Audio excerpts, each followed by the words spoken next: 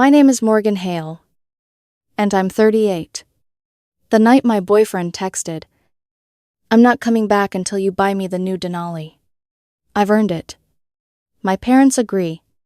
Don't call me until you're at the dealership. Something inside me set down its grief, like a ruler on a drafting table, and reached for a pencil. I'm an architect. My work begins with soil, load, wind, and what a structure can bear without lying about it. For 8 years, I believed Evan and I were building something. True love poured level, choices cured slowly. Tonight, his text replaced our footings with vanity. You don't negotiate with a crack, you investigate it.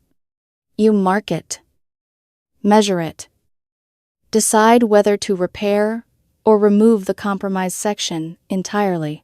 I typed one word: understood. Then I opened my laptop and drew a new set of plans. First, subscriptions. Evan's life had been quietly scaffolded by line items in my name, curated streetwear boxes, a chef-crafted meal kit, a premium bourbon club he bragged about to his friends, like it was a personality trait. Click. Cancel. Click. Cancel. Click. And because Entropy loves autopay, I reported my card lost and requested a replacement. In 48 hours, the recurring charges would hit air. Next, the phone plan. We shared a top-tier family account line. I slid his line down to the most basic tier talk and text. Enough to call for help, not enough to doom-scroll the lives of people he envied while composing ultimatums. The streaming services followed passwords, changed with the same soft finality as a door that seals when it's square. This wasn't spite. This was math. He had declared himself a non-participant until I purchased him a status symbol. Very well. I aligned the resource allocation with his stated position. If you step off a job site mid-pour, you don't get paid for the finished slab. The townhouse went quiet in that custom way a house does, when it realizes it's protecting one person instead of two. Past the kitchen. In my home office, the corkboard waited with its constellation of vellum sections and elevations of the forever home I'd been sketching for years. The dream wasn't grand. A modest line of windows angled to catch winter light. A porch that faced east. A studio with north glass, so I wouldn't chase shadows across drawings. I touched the main elevation, the way you touch a bruise. Gently, and to be sure it's still there. At first, sadness was the only thing with weight. Then I read his message again.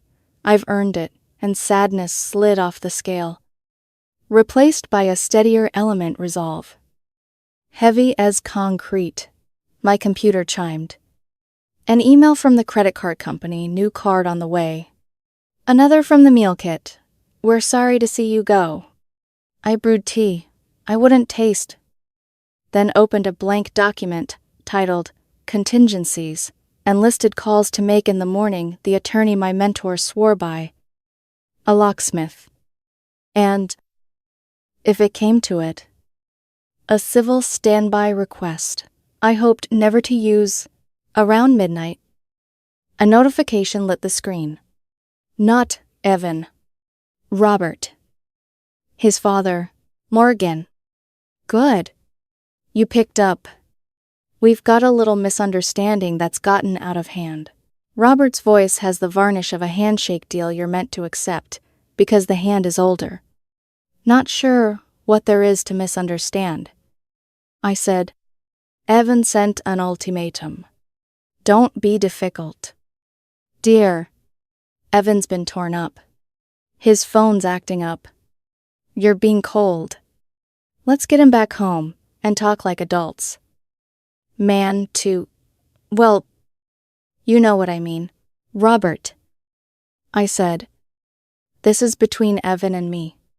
If he wants to talk, he has my number. He's a sensitive man. He just wants to feel appreciated. A new car isn't a big ask for someone in your position. Barbara and I have always provided, and we expected his partner to continue that. There it was. Their family's philosophy poured perfectly level. Evan wasn't a partner. You transferred him like a dependent between providers. My tone cooled. My position, I said, is that partnership means respect? Ultimatums aren't respect. Holding our relationship hostage for an SUV isn't respect. Encouraging it isn't respect. The warmth fled his voice. Is greater than, watch your tone. We're his family. We're helping him get what he's owed. What he's owed, I said evenly, is an adult conversation with me. Alone. I ended the call. Palms steady. The tea had gone cold. The house had not. The next day stretched long, with the bureaucratic poetry of consequences. New card number confirmed. Lock scheduled for tomorrow. My attorney's assistant, Marta. Voice like polished stone. Fit me in for a consultation next week. Bring the text, she said. Bring dates. Bring receipts. By late afternoon, the notifications got petty. A streaming app attempted a login from an unfamiliar device. Denied. Then a chain of texts from Evan. Each one trying on a different costume sarcasm. Hurt. Magnanimity. Anger. I didn't respond. Somewhere between, wow, petty, and, you'll regret this. He played his next card. Headlights swung across my front window. A black sedan idled in the driveway. The front door opened before I reached it. Evan stepped in flanked by Robert and Barbara. His expression lacquered into something like management. We need to talk, he announced. As if summoning an intern, I didn't cross the threshold. We will, I said. After your parents go back to their car. Barbara's smile was a blade. Nonsense.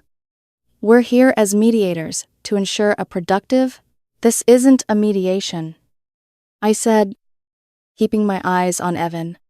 This is an ambush. We can talk when they're outside.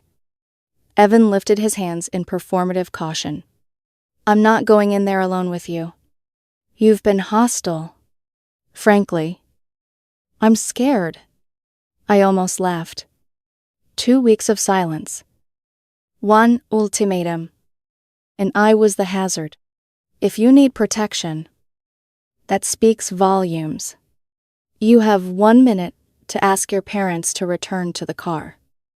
Or this conversation is over.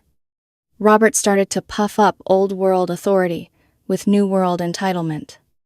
Evan saw that my face had no further settings. He sighed. Fine. Wait in the car. They retreated. Windows cracked like eyes. Evan swept past me into the hallway. I cannot believe the childish games, he said, his voice rising as he clocked the blank TV. The missing meal kit on the counter.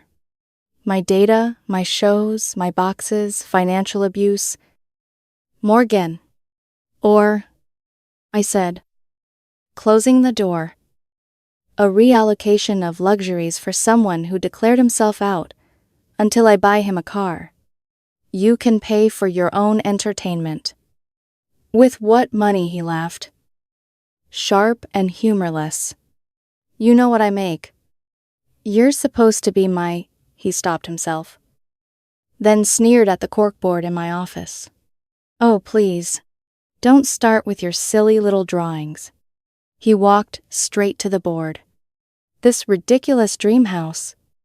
It was never going to happen. It's your hobby. To keep you busy. The word hobby landed harder than any insult. Years of lines and light. The very soul of our future. Dismissed. As a pastime. He reached for my shelf and began sliding first edition architecture books into a tote. "Consider these collateral," he said. "Those are mine." I said, my voice calm, in the way a held breath is calm. He reached for the main elevation, hand-drawn on vellum. He unpinned it and, with vindictive carelessness, began to fold. Not along the lines, not kindly. A crumple bloomed. The woman who loved him vanished. The architect remained. Watching demolition, I stepped back and dialed. "Yes," I said to the operator, keeping my eyes on Evan's face as realization widened there. "I'd like to report a domestic disturbance. My boyfriend, who has not lived here for 2 weeks, entered my home under false pretenses and is attempting to take and destroy my professional property. No weapons. His parents are waiting outside. I'm requesting officers to keep the peace. Words matter. Keep the peace is a bridge. Not judge. Not jury witnesses." Avon froze, then dropped the crumpled page as if it burned. When the officers arrived, the air in the living room changed temperature. They were steady, professional, and their faces tightened when Evan said, "I live here." They began to separate us, to take statements, to document. The night didn't end with sirens or epiphanies. It ended with an incident number on a small card and a room that had seen too much. The report would later read neutrally that the male party had been staying with his parents for 2 weeks, that a dispute arose over the female party's professional property. That party separated for the evening. It wasn't a charge. It was better a third-party snapshot of a fault line exactly where I'd marked it. After they left, I found the elevation on the floor, bruised but salvageable. I laid it flat beneath drafting weights, the paper sighing back toward memory. I slept in the studio with the lights off. The quiet, no longer lonely, only precise. In the morning, I'd begin again, not with a sledgehammer, but with a plan. The morning after the incident report, I moved through my house like I was walking a site, after a minor quake cataloging hairline fractures, checking door frames for square. The lock guy came at 9.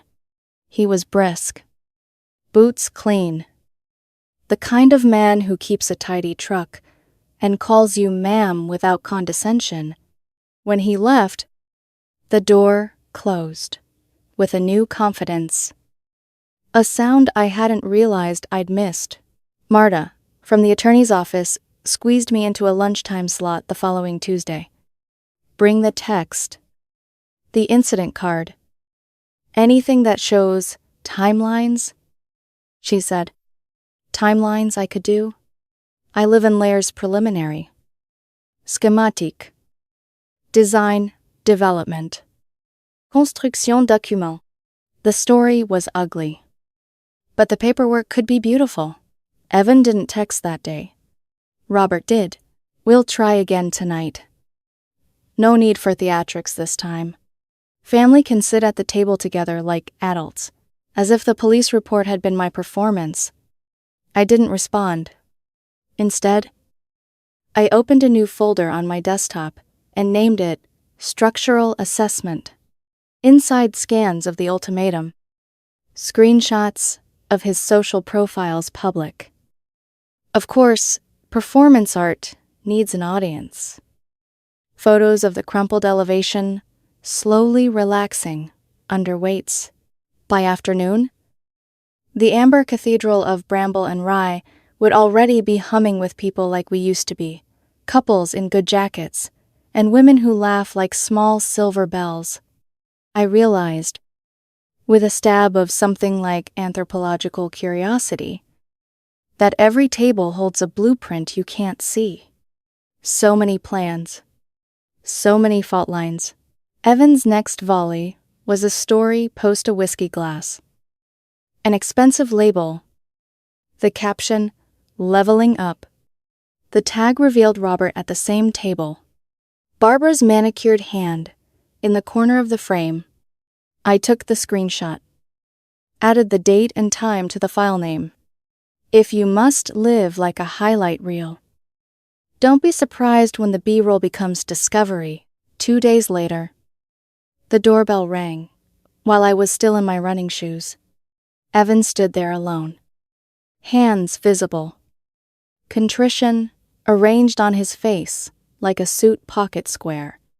"Can we talk?" he asked. No parents. No cops. I let him in because I wanted to hear which script he'd chosen. "I'm sorry about the drawing," he said, eyes flitting to the office. I was upset. "You hurt me? You cut me off." It felt like punishment. "You sent an ultimatum," I said. "You left." I needed to feel backed. He rubbed his face. "They think you're controlling. They think you manage me. They think I'm a provider they can invoice." I kept my tone even.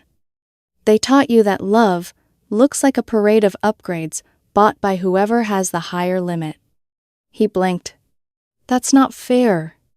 Neither is calling an SUV earned instead of wanted." He glanced around, as if expecting to find more luxuries I'd removed. "Look, I don't want to fight. Just restore my plan. Put the card back. We'll talk about the car. You can restore your plan.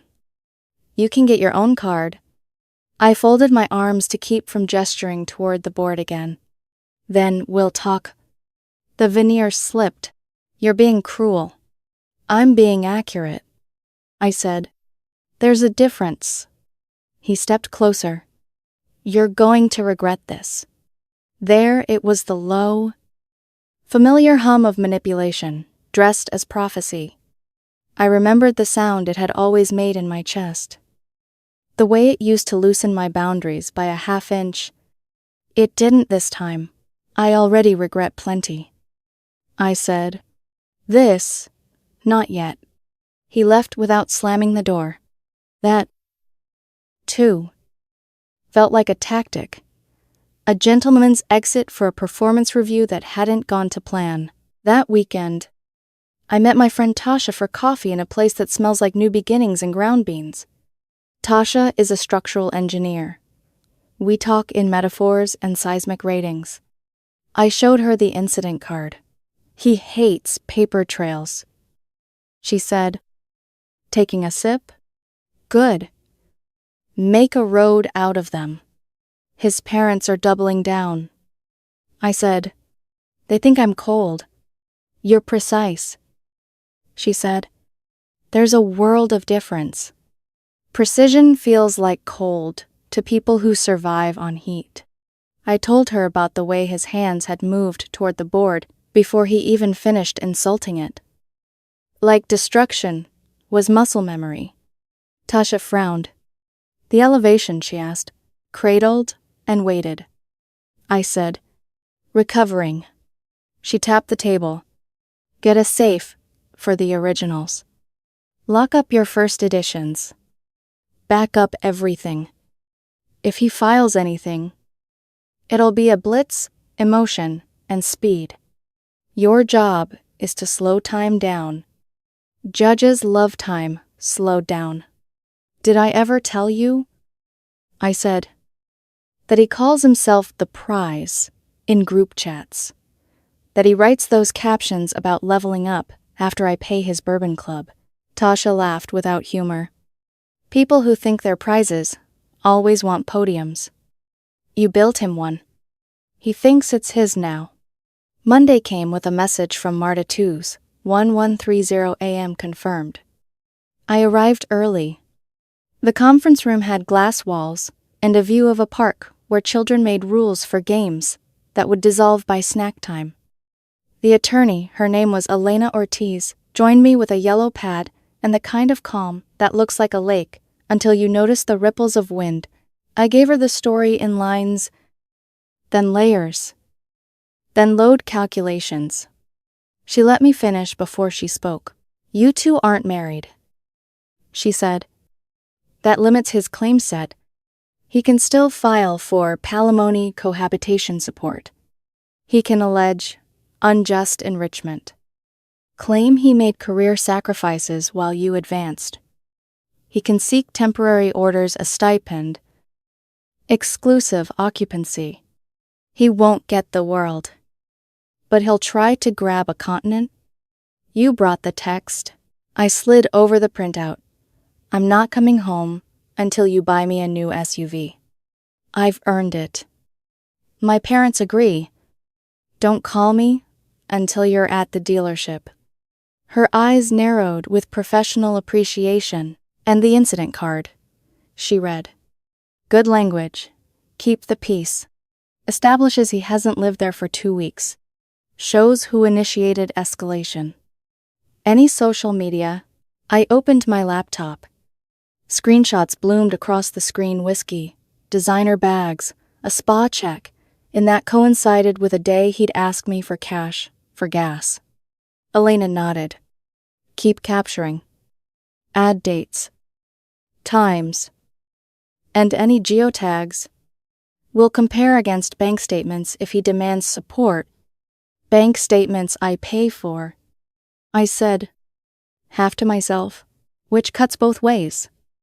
She replied, you're the one funding his leveling up. Stopping that is not abuse. It's ceasing a gift. Judges understand that. She outlined the likely timeline demand letter first. Then temporary orders, hearing if we didn't cave. A possible civil standby for his belongings. Supervised by an officer. To prevent more paper-folding dramatics. Do you have inventory photos of your professional assets? She asked. I will by tonight. Do it. And this matters. Don't rage text. No sarcasm. No bait. If you write like a transcript. You'd be proud to read out loud to a stranger in a robe. On my way home, I bought a fireproof safe. I photographed every book spine, every tool, every print, every pen I actually like, and the 7 I pretend to like when students borrow them. I labeled files like a person who trusts her future self. At Noah M. I got what Elena predicted. An email from a firm I recognized by reputation, Harrigan and Bloom. Subject demand to restore financial support and access. Notice of intent to seek temporary orders. Hale. Our client, Evan Price, has informed us that you have unilaterally terminated essential services and financial support upon which he relied during your cohabitation. Your actions constitute financial coercion and abuse. Unless access to funds, phone, and streaming services are restored within 72 hours, we will petition the court for temporary relief, including 1 exclusive occupancy of the shared residence, 2 temporary support reflecting the standard of living during your relationship, and 3 immediate restoration of services. Regards, C. Harrigan. I forwarded it to Elena and Marta. Within minutes. Elena replied, reply received. Do not engage with Harrigan. We respond tomorrow. Keep documenting.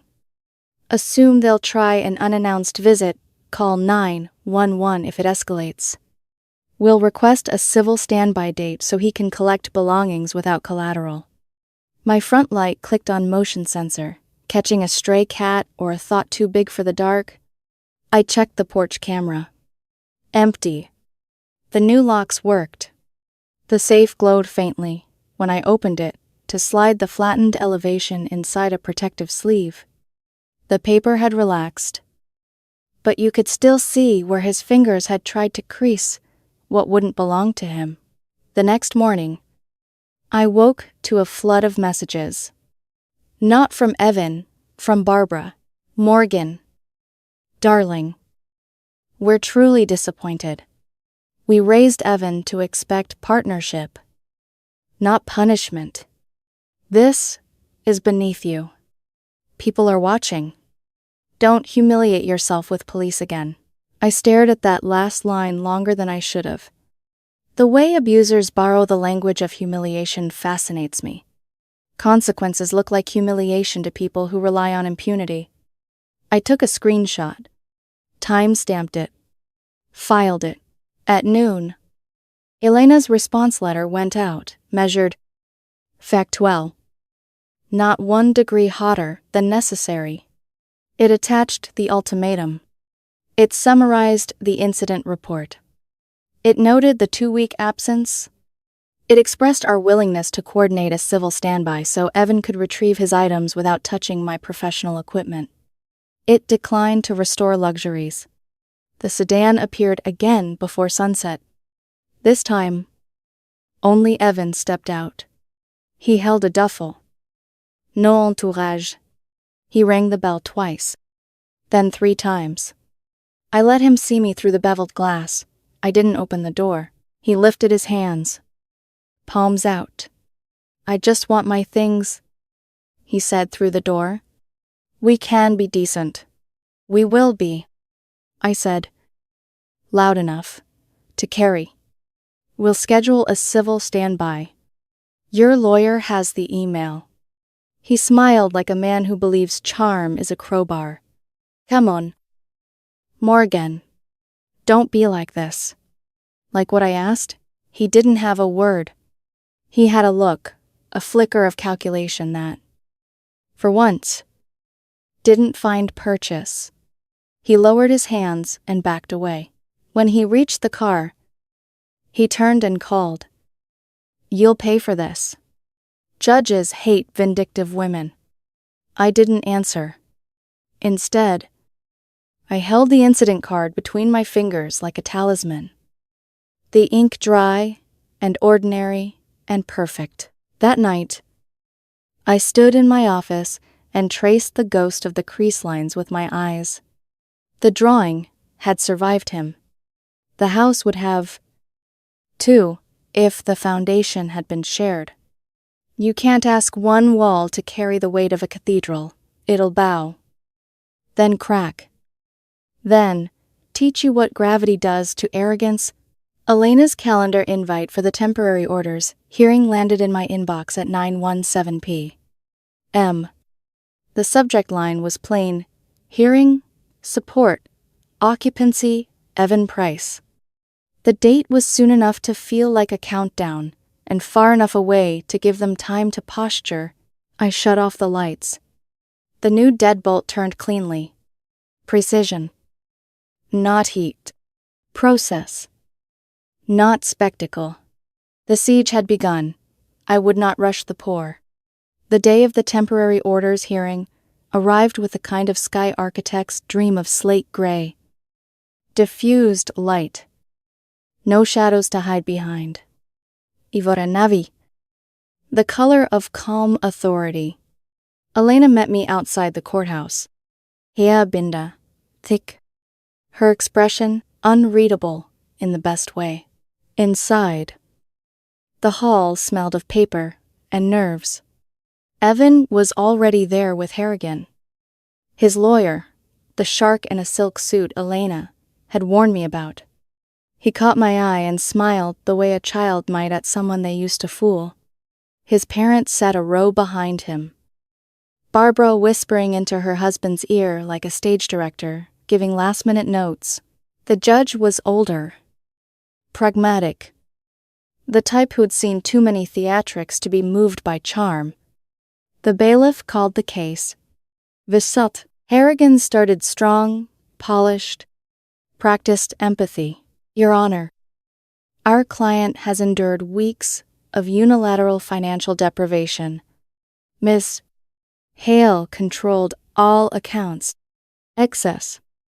Even his cell data. This is classic coercive control behavior. He's simply asking to maintain the standard of living they shared. Elena waited, then slid the first exhibit onto the table. Exhibit A, a message from Mr.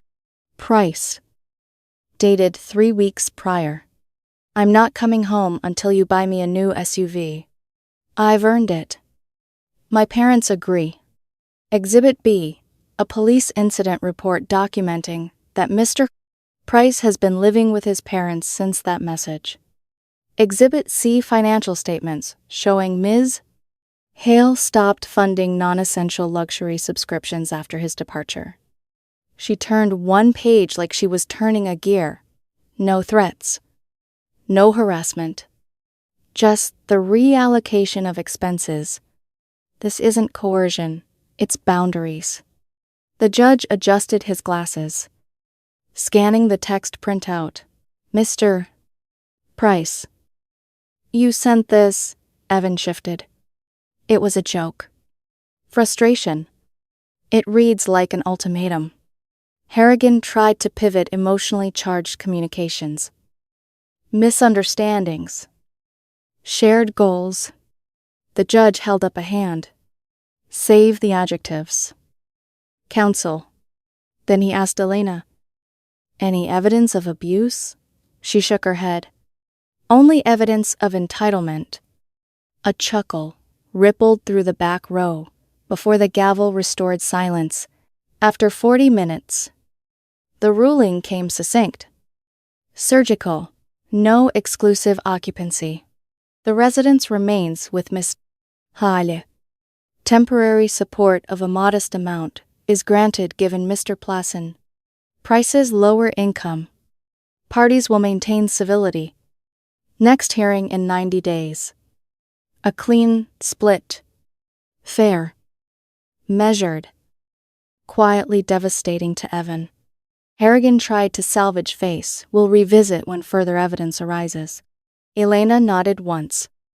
Like a chess player, closing a file on a known opening. The judge ended with a warning. I suggest both sides minimize public commentary. Social media has a way of testifying for you.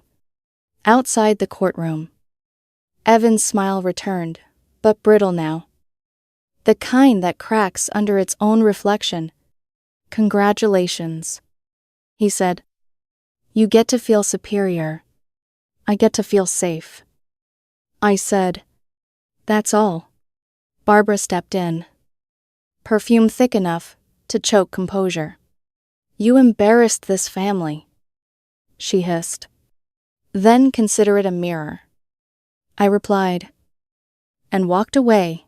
3 days later, the civil standby took place. 2 officers stood by the door as Evan collected his things under Elena's checklist. He grabbed clothes, a few framed photos, and the duffel that looked heavier than it should have. His eyes kept darting toward my office. One officer cleared his throat, a reminder. Evan's hand dropped. Before leaving, he paused at the doorway. You really called the cops on me. I really did, I said. And they kept the peace. Like I asked. He looked at the officers. At me. Then muttered, enjoy your fortress. It's a home. I said, fortresses are for people at war. When the door closed, one officer gave a small nod. The kind professionals give when they've seen worse, and are glad not to see it here. That night, the quiet felt earned. Weeks passed. Legal paperwork grew in folders like sediment layers, discovery, counterclaims, affidavits. Elena coached me to move like water. Not Hema. Patience wins cases. She said. I understood. Architects build slow. Meanwhile, Evan's social media became its own testimony. His support payments funded weekends at rooftop bars, steak dinners, new beginnings, hashtags. Each post was a brick in the wall. He didn't realize he was building around himself. I documented everything, screenshots with timestamps, receipts from bank statements showing he wasn't saving, he was performing. Elena called it exhibit potential. I called it proof of gravity. His parents' involvement cooled once invoices from Harrigan's firm arrived. Entitlement is expensive to maintain. By month 5, settlement negotiations began. Harrigan entered with the usual theatrics. Our client is prepared to settle if Miss Hale compensates him for the loss of lifestyle, provides a vehicle stipend, and releases certain shared assets. Elena didn't flinch. She opened our binder and began laying out evidence like tiles. Exhibit A, the ultimatum text. Exhibit B, the police report. Exhibit C, bank records showing frivolous spending of support funds. Exhibit D, his refusal to seek employment despite qualifications. Her tone was surgical steel. Mr. Price isn't seeking stability, he's seeking sponsorship. The foundation he stood on was Ms. Hale's income. The moment she stopped pouring concrete, he blamed the soil. Silence. Harrigan glanced at Evan, whose jaw tightened. He leaned forward, whispering, "Take it." Evan shook his head, whispering back, "No, we can get more." They couldn't. 2 weeks later, they settled. Temporary support would end within months. He'd receive a small transition payment. No claim to my retirement, my firm, or my intellectual property. The townhouse remained mine. Elena's email subject line said simply, "Finalized." I spent the next weekend doing something indulgent. Nothing.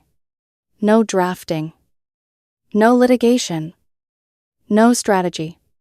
Just breathing in the silence I had rebuilt. Eventually, I retrieved the crumpled elevation. Now, professionally flattened, its scars faint as healed fractures. I framed it in black oak and hung it in my new office above the drafting table. Clients sometimes ask about it.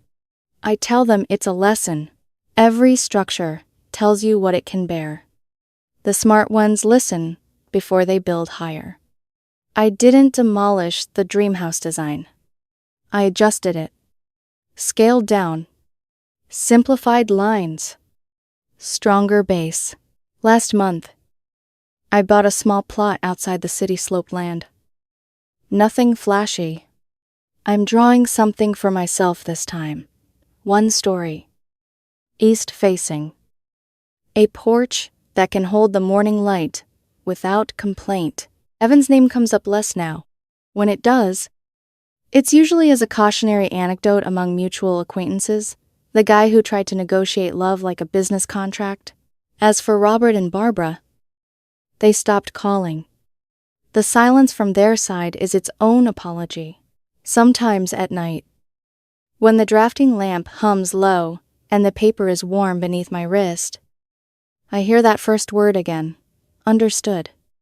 It's no longer an answer to a threat. It's a promise to myself. Because you can't build a future on demand. You build it on choice.